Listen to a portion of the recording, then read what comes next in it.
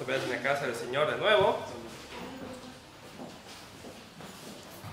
Y como siempre digo, y aunque sea anticuado, pero por favor, los que tengan teléfonos celulares, pónganlos en modo vibración, para que no me suene aquí la canción de La Chona o la canción de Metallica de Monster Puppets. Así que por favor, hermanos,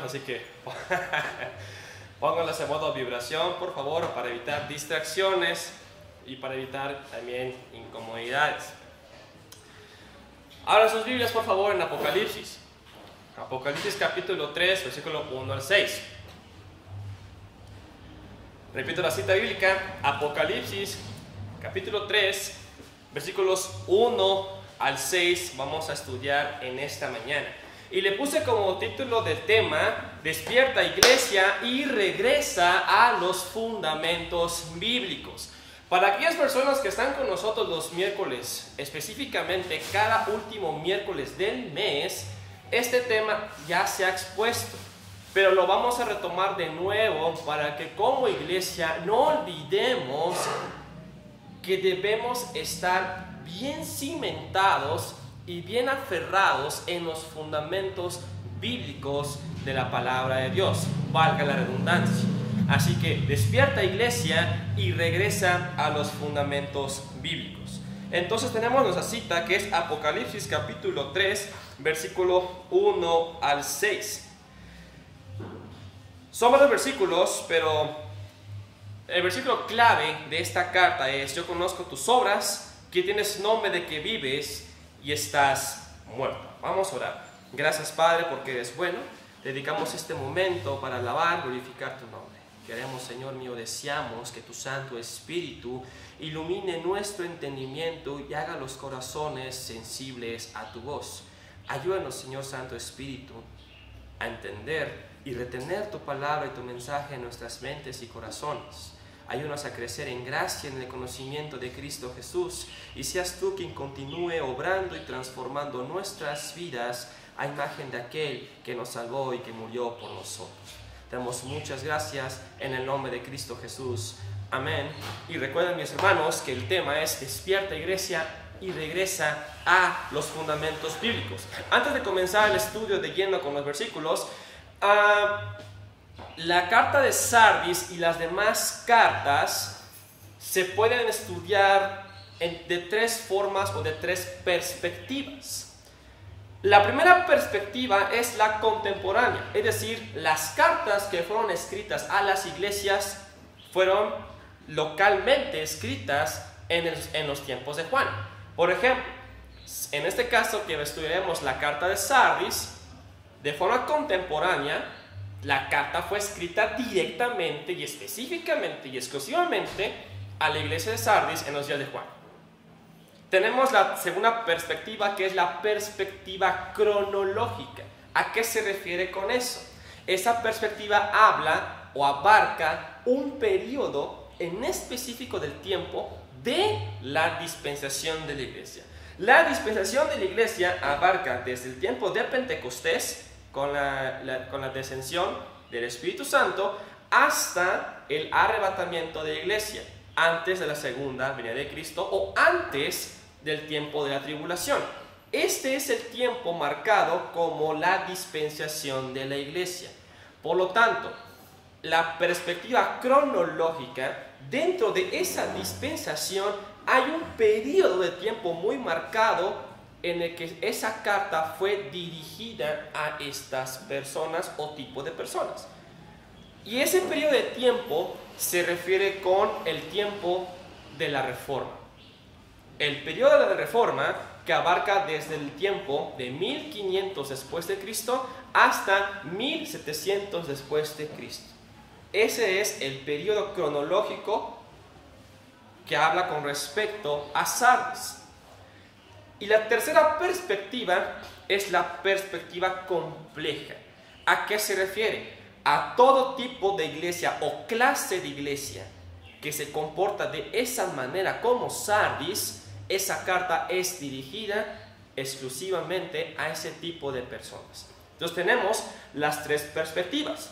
Tenemos la contemporánea, que fue en el tiempo de Juan, la cronológica en el tiempo o periodo de la Reforma, y la compleja, aquellas iglesias protestantes o que se están queriendo comportar como una iglesia protestante. Sí, porque está muy de moda que hoy en día digan, es que tenemos que regresar a los fundamentos bíblicos, y van con la gente de los reformadores.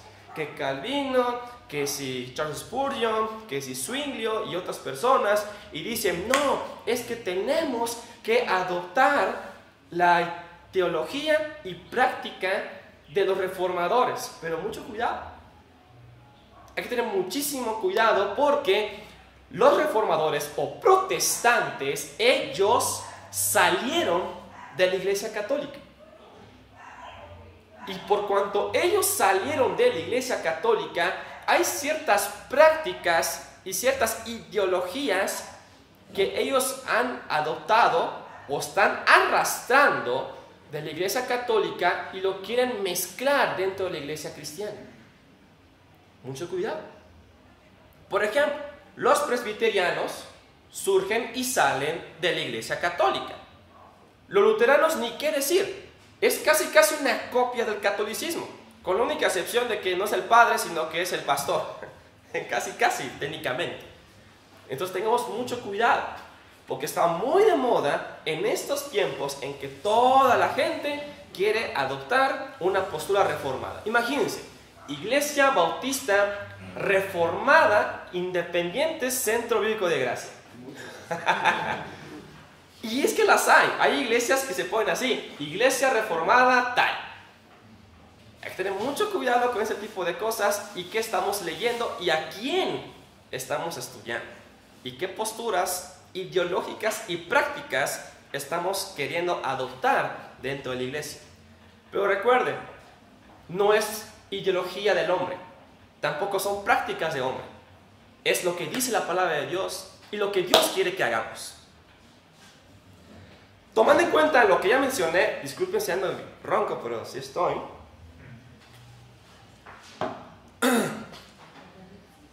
El nombre Sardis como tal, es muy interesante el nombre o el significado de su nombre.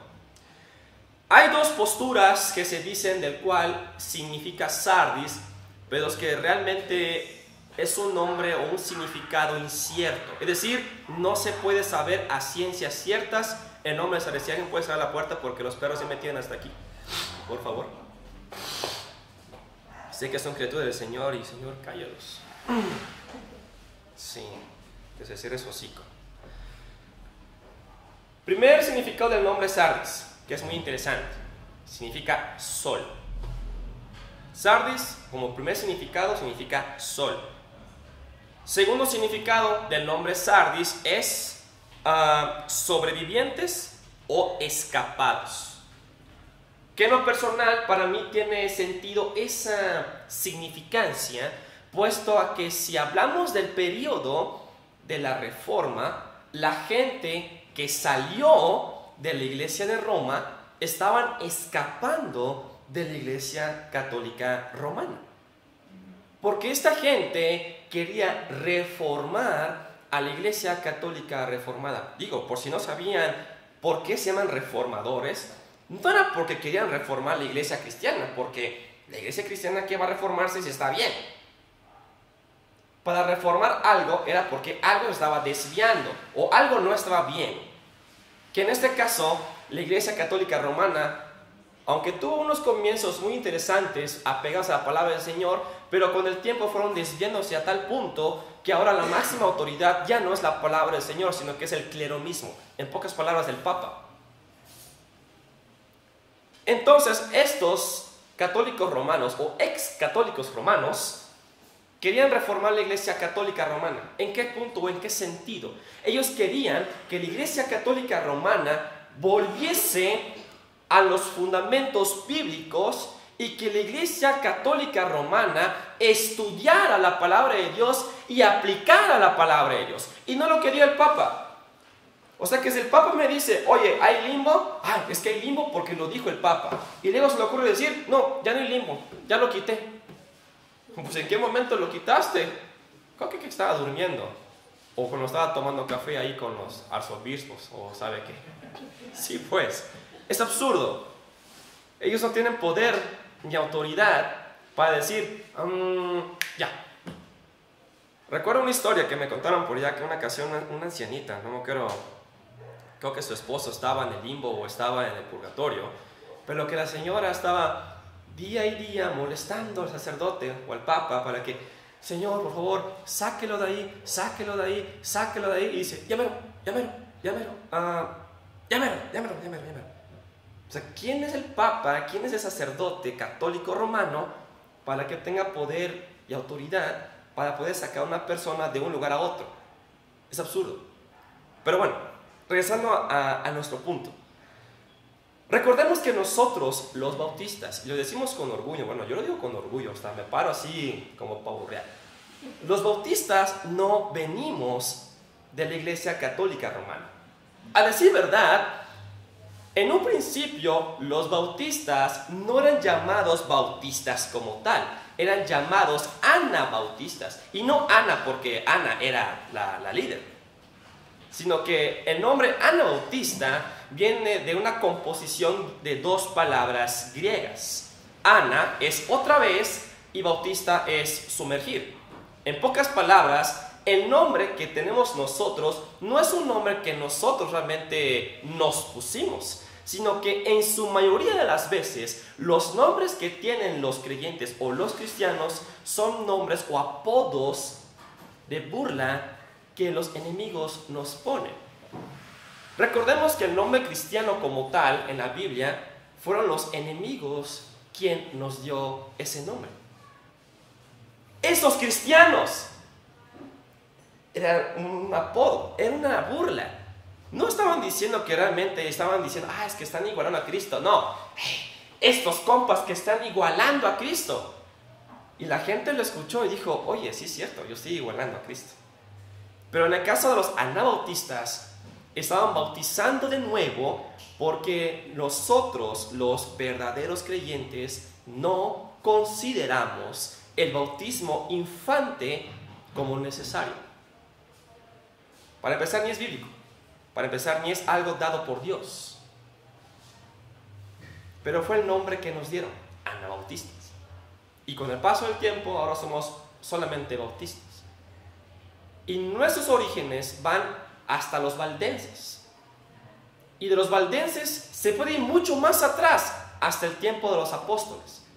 Porque se dice que nosotros tenemos o mantenemos nuestra doctrina pura y sin venir de alguna rama o división. Entonces, mi hermano, siéntese orgulloso en saber que usted no viene de los católicos romanos, o de alguna división de los presbiterianos, o de alguna división de los pentes.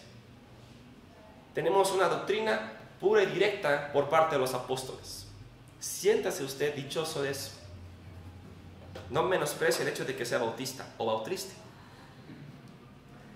Empezando con el versículo 1. Escribe al ángel. Es un mensaje para la iglesia de Sardis, como bien dije, en los días de Juan, de forma contemporánea.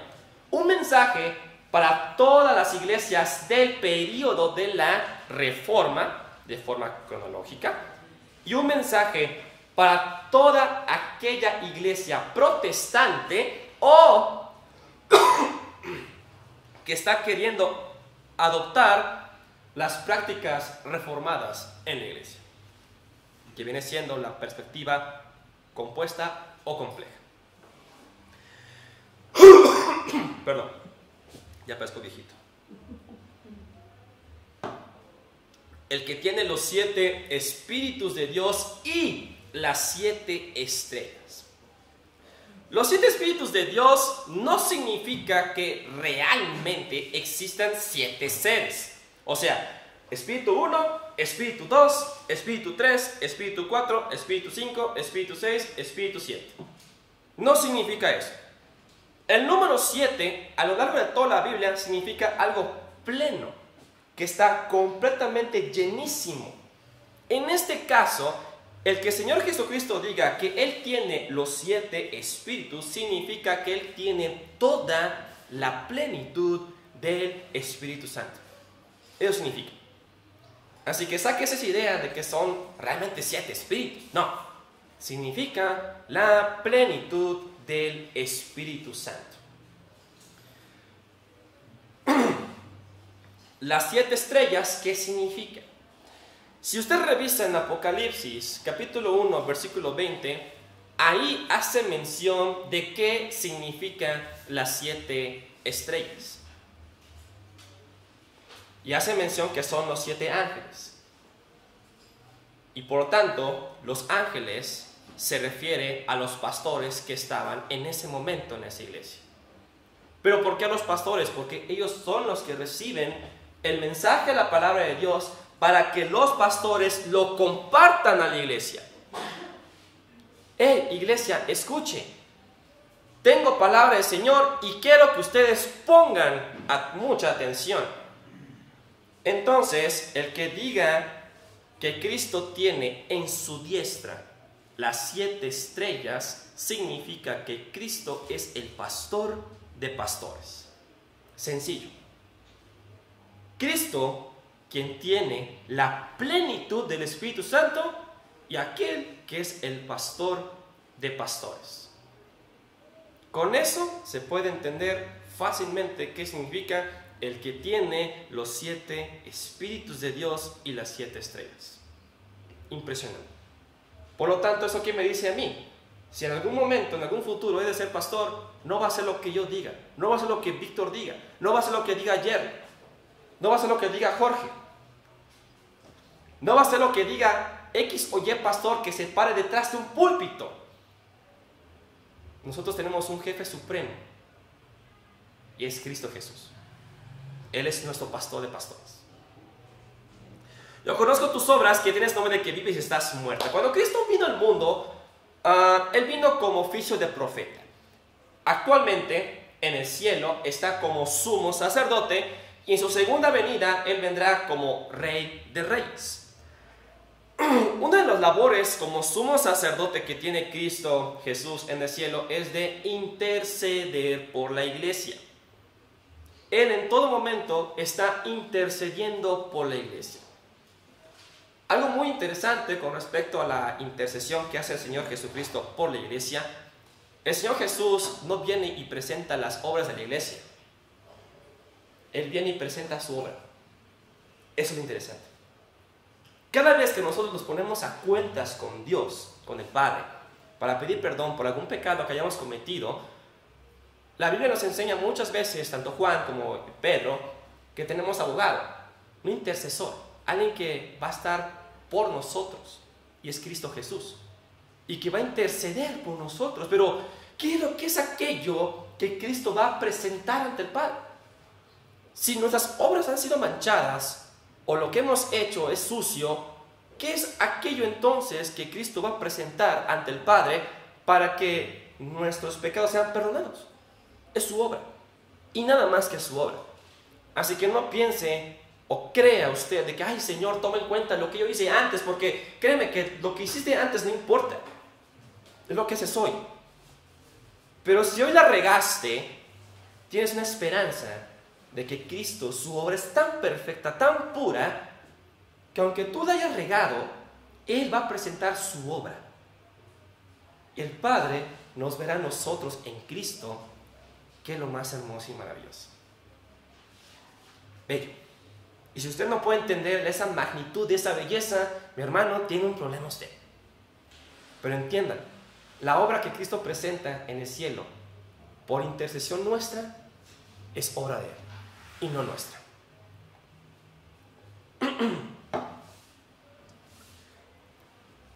Pero hay otra labor que hace nuestro Señor. El de ser intercesor es hermoso, es bello y nos encanta a todos. Pero hay algo que el capítulo 1 de Apocalipsis hace una descripción pero tan detallada y minuciosa y que pasamos por alto, y es el de inspector. El Señor Jesús no solamente está abogando por nosotros, nos vigila, nos está observando, nos está analizando. Él está evaluándonos a cada momento. Está viendo si realmente Delia es realmente fiel. Está viendo si realmente Ignacio es realmente fiel y verdadero. está viendo si Jerry realmente es fiel y verdadero. Y así con cada uno de nosotros, el Señor Jesucristo está evaluando, analizando a su iglesia y a cada miembro de la iglesia para saber si realmente somos verdaderos, si realmente somos genuinos. Porque alguien que no es genuino, ¿qué pasa cuando entra un intruso al cuerpo humano? El cuerpo lo desecha. Indudablemente. Y así con el cuerpo de Cristo. Si algo quiere entrar al cuerpo de Cristo y no pertenece al cuerpo de Cristo, será desechado. Cuidado.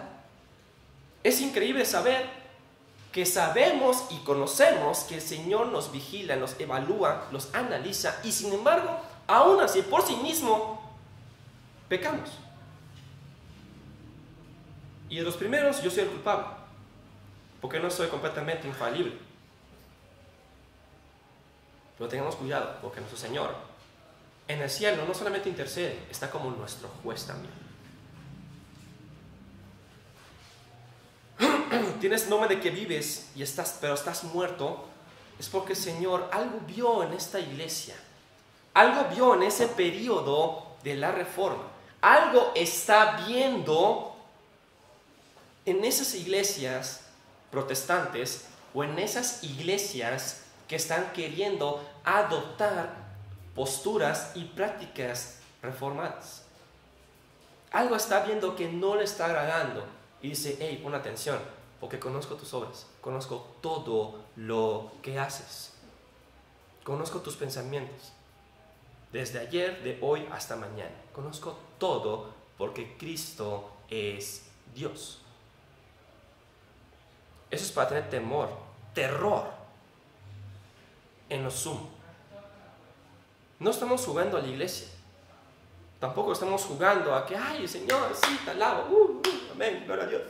No, es mucho más que eso. Es una reverencia alta, sublime, sagrada. Tengamos cuidado con eso. Sé vigilante y afirma las cosas que están para morir. Puede que me tarde aquí unos largos minutos explicando este versículo, y no es que sea realmente difícil de explicar, sino que ayer estaba estudiando esto y encontré algo muy interesante y estoy muy emocionado que quiero compartirlo con ustedes. Espero no marearlos, de verdad, porque me costó trabajo. Digo, no soy experto en análisis griego, pero vaya, a lo que el Señor me dio a entender, así como que es esto, así es. Espero realmente estar en lo correcto. Pero aún así, si llegara a estar incorrecto y alguien tiene mayor conocimiento que yo en cuanto al griego, tanto los que están aquí como los que van a verme en línea, estoy dispuesto a corregir mi error y que me digan, que me enseñen, porque yo soy pues novato en el aspecto de griego. ¿A qué voy con eso? Ahorita vamos, ustedes tranquilos. Todo lo que Cristo dice con respecto a cada iglesia del libro del Apocalipsis tiene una referencia, escuche bien, hay tres cosas. Tiene referencia cultural, histórica y geográfica. Todo lo que Cristo diga en las cartas que está diciendo a cada iglesia de las iglesias de Apocalipsis tiene tres cosas que tomar en cuenta: el aspecto cultural, el aspecto histórico y el aspecto geográfico. ¿Pero por qué lo menciono? Porque es importante. Luego hay gente que saca completamente de contexto las cosas y lo tira por la borda sin tomar en cuenta esos tres aspectos. Como por ejemplo, el famoso versículo que, ay, ojalá fueras tibio o caliente, pero por cuanto no eres ni frío ni caliente, te vomitaré de tu boca. Y mucha gente dice, mira, está hablando de los grados de tu espiritualidad. Y nada que ver. Mucha gente dice, es que estás frío, por eso estás frío. Estás gozoso en el Señor, por eso estás caliente. No tiene nada que ver. Hay que entender el aspecto cultural, histórico y geográfico para entender qué quiso decir el Señor con ese versículo. Lo mismo en este caso. Sé vigilante y afirma las cosas que están para morir. ¿A qué voy con eso? Bien. La ciudad de Sardis estaba rodeado de unos acantilados. Para aquellas personas que no saben qué es un acantilado, imaginemos una montaña. Pero en vez de que sea una montaña en la que vas escalando de forma gradual, es una montaña de picada. Es un acantilado. Perdón. Sardis entonces era una ciudad que estaba protegida y cuidada y rodeada por acantilados. O sea que era imposible que una persona llegara por detrás porque vas a ver un vacío y no, ya no quiero, mejor me regreso. Le voy a decir a mi capitán que no pude. Pues sí, no pude. Y esta ciudad se sentía tan orgullosa porque era impenetrable. O sea, ¿quién iba a poder entrar por la ciudad? La única entrada por la ciudad era la puerta. Y nada más. No se podía entrar de otra forma si no es por la puerta. Estaba rodeado por acantilados. Pero ocurre que por ese orgullo y por esa soberbia que tenía esa ciudad porque era impenetrable, Ciro el Grande fue el primero que la conquistó. Ciro el Grande del Persa fue el primero que la conquistó. ¿Y cómo lo conquistó? Por esos pequeños detalles que dejamos pasar. Por esos pequeños detalles que dejamos pasar en la iglesia o en nuestras vidas es que hay un fracaso grande. Por esos pequeños detalles de una ciudad es que hubo una gran conquista. Entonces, ¿qué fue ese pequeño detalle que vieron? Bueno, según la historia, narra que uno de los soldados de Ciro el Grande, mientras estaban ahí como que buscando cómo entrar a esa ciudad impenetrable, de pronto vio uno de los soldados enemigos que estaba bajando por un acantilado porque fue a buscar su casco que se le cayó. Y como vio a ese soldado que iba y venía como sin nada, sin ningún problema, dijo, ya sabemos dónde entrar. Y ahí fue en que la ciudad de Sardis, la famosa ciudad impenetrable, cayó. Y ese mismo evento ocurrió después con Antíoco III el Grande. Antíoco III el Grande, conociendo la historia de Ciro el Grande, aplicó lo mismo con Sardis para poder conquistarlo. ¡Qué vergüenza! En serio, qué vergüenza. Lo mismo pasaría con nosotros. Tenemos esos pequeños detalles que estamos dejando pasar en nuestras vidas y esos pequeños detalles van a generarnos una gran vergüenza. Pero no vergüenza a nosotros mismos, una vergüenza delante de alguien en específico. Ante Dios, ante Cristo, de forma específica. ¿Pero por qué? Ustedes aguanten. Llegaremos a ese punto. La palabra afirmar del griego esterixo significa, según los léxicos, no diccionarios, según léxicos, consolidar, estabilizar, mantener firme, permanecer, fijar sólidamente. En pocas palabras, es hacer a alguien fuerte en el sentido de alguna actitud o hacer a alguien que se mantenga firme e inmutable en una creencia. En pocas palabras, Sardis, mantente firme y estable en tus convicciones. Si alguien está dudando de sus convicciones con respecto a la palabra del Señor, hay un problema. Es que yo no sé si realmente soy salvo. Oye, cuidado. Estás teniendo un severo problema con respecto al área de la salvación. Es que yo no sé si me sienta parte de la iglesia. Cuidado. Esos pequeños detalles o dudas que en tu vida están entrando, eso va a generarte una gran derrota. Mucho cuidado.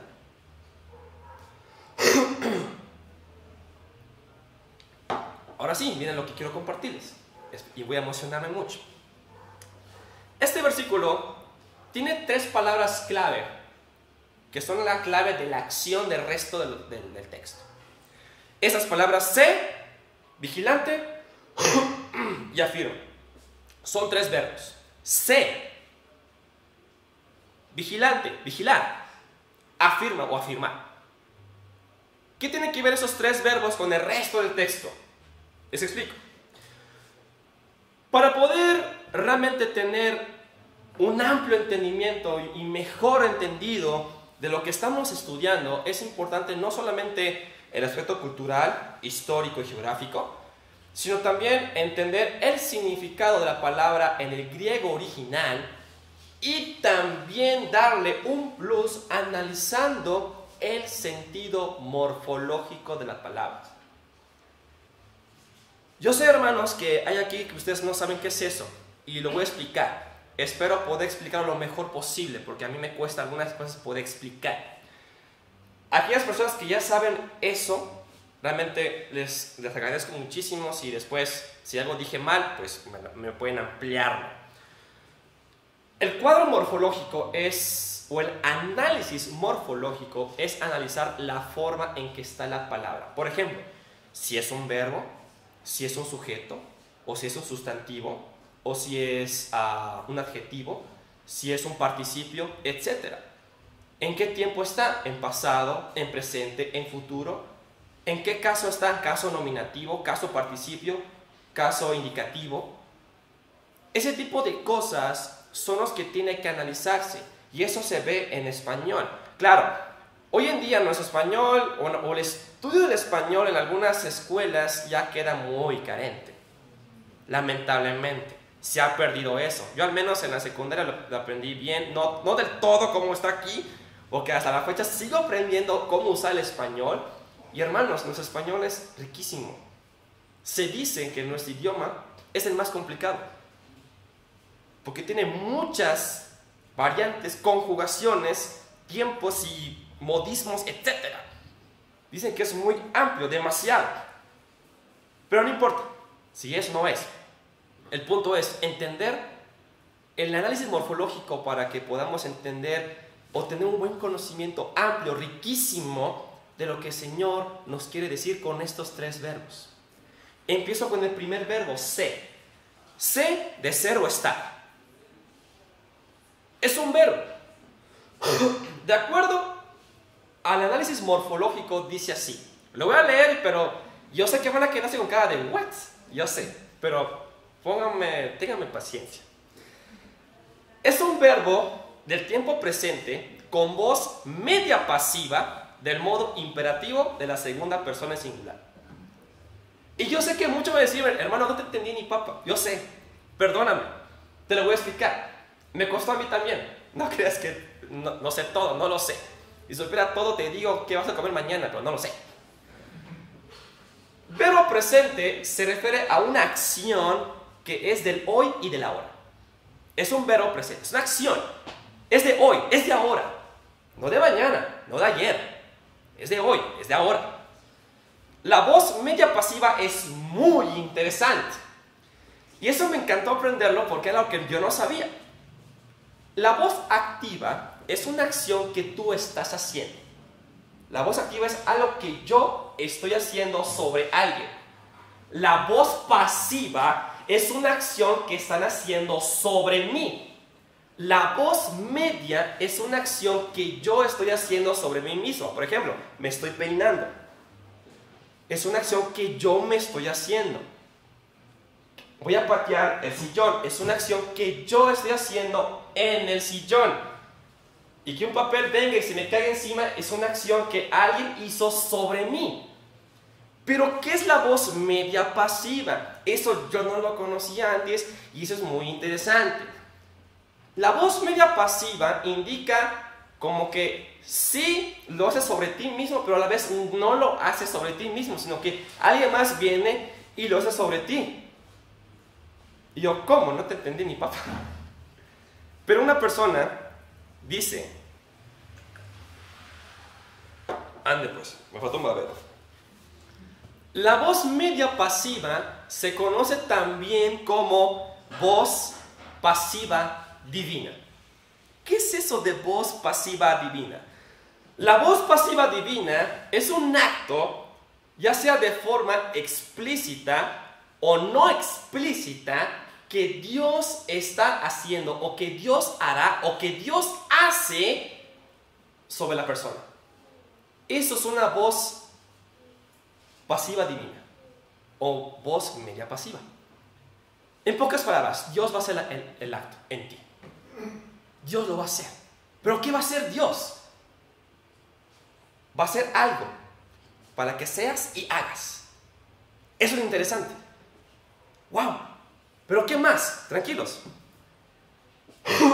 El modo imperativo es un mandato. Si Dios dice, haz esto, lo vas a hacer.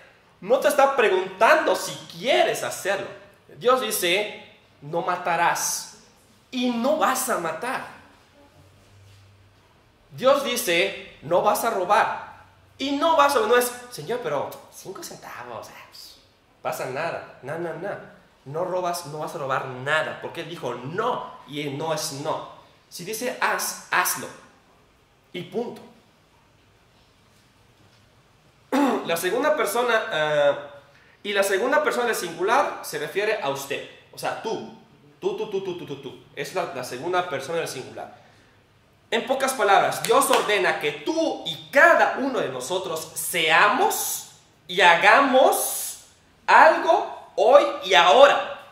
Esta acción Dios la hará en ti y en cada uno de nosotros. Y solamente fueron estas palabras en gran manera con un solo verbo que es ser. Solamente con eso. Vamos al segundo verbo, vigilante o vigilar. Esta palabra también es un verbo. Está en el tiempo presente, es una voz activa, es un participio singular del caso nominativo en masculino. ¿Y ustedes qué? Ya sé, le voy a explicar.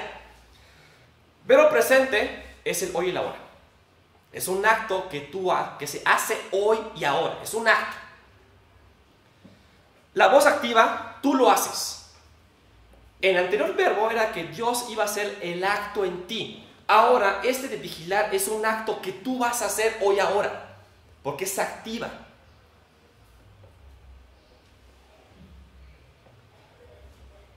El participio singular del caso nominativo en masculino, eso es muy interesante. No voy a explicar cada palabra, pero en pocas palabras significa que es una descripción o característica de la acción. Descripción o característica de la acción. Si la acción es vigilar, la descripción es ser vigilante. El vigilante vigila. En pocas palabras. C. Dios va a hacer el acto. Te ordena que hagas. ¿Por qué lo va a hacer? Vigilar es un acto que después tú vas a hacer. Yo voy a hacer que tú seas vigilante. Para que estés atento. Y lo hagas hoy. Vigila. Sea atento. Tercer verbo. Afirma. Esta palabra es un verbo del tiempo auristo. Con voz activa. Del modo imperativo de la segunda persona del singular. Ok, aquí voy a meterme en una bronca. Porque vamos a ver un verbo que se llama verbo auristo. Y yo sé que el pastor Jerry lo ha explicado muchas veces, pero el verbo auristo es algo complejo porque el verbo auristo, dependiendo del caso que esté previo, es el sentido que tendrá el verbo auristo. Lo voy a decir sin matarme tanto. La palabra auristo significa indefinido o no definido. O sea, no se sabe cuándo en el línea del tiempo. No se sabe. Así está. ¿Cuándo? No sé. Pero lo tienes que hacer, sí. En pocas palabras. Este verbo auristo es un tiempo indefinido. O sea que estos actos los vas a hacer. ¿Cuándo? Es hoy. ¿Hasta cuándo? Hasta que Dios te diga cuándo. Tú hazlo y ya. Si Dios te dijo, sé vigilante, pero Señor, ¿hasta cuándo? Tú sigue. No te dije que te detengas. Tú dije, ve y hazlo. Y eso es todo lo que tienes que hacer. Es el tiempo indefinido. ¿Hasta cuándo? Hasta que Dios diga. Punto. Y no te estreses. Solo cumple ya. La voz activa es una acción que tú haces y el modo imperativo es un mandato. Y el singular, y la segunda persona del singular eres tú. Otra vez, vamos enfocados con tú, porque a fin de cuentas tú tienes que hacerlo. Dios hace en ti el hacer como el querer. Pero para que tú hagas, primero tienes que ser. No puedes hacer algo que tú no eres. No puedes adorar y alabar a Dios si primeramente no eres regenerado, porque tus alabanzas no llegarán como olor fragante ante Dios. Tienes que ser para hacer.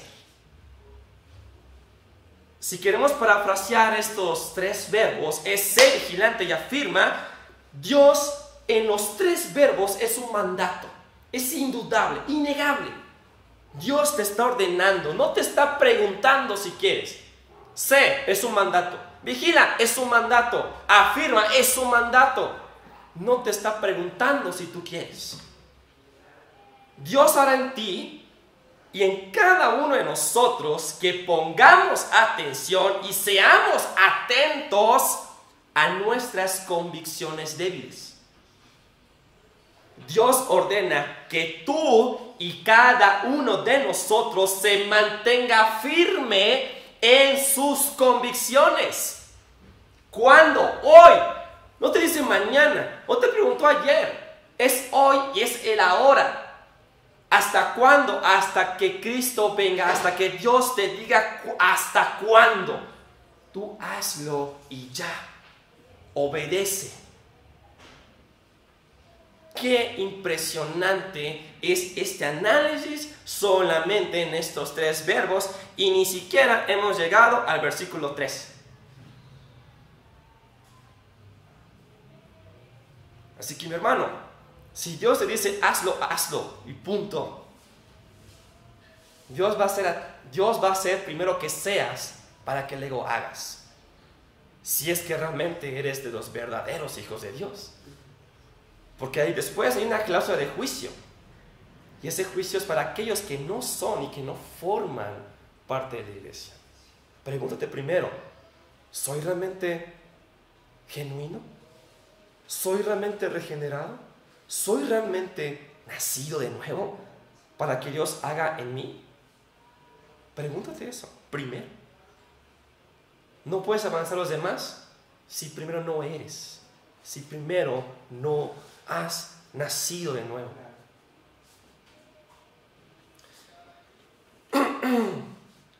Porque no he hallado tus obras perfectas delante de Dios. Termino nada más con esta parte y hasta aquí lo voy a dejar porque ya no va a dar tiempo. ¿Cuál era el problema que estaba teniendo la iglesia de Sardis o la iglesia protestante? Como bien mencioné, estaban teniendo prácticas que no eran realmente ordenadas por Dios. ¿Bautizan niños? Oye, yo no ordené eso, dice el Señor. Oye, que lancen polvo de oro, que porque Dios lo mandó así. Óyeme, eso está fuera de orden. Dios no mandó que lanzáramos polvo de oro sobre la gente. Oye, que estemos brincando sobre las bancas. ¿Qué clase de práctica es esa, mano? Dios es un Dios de orden, no de desorden, no de caos.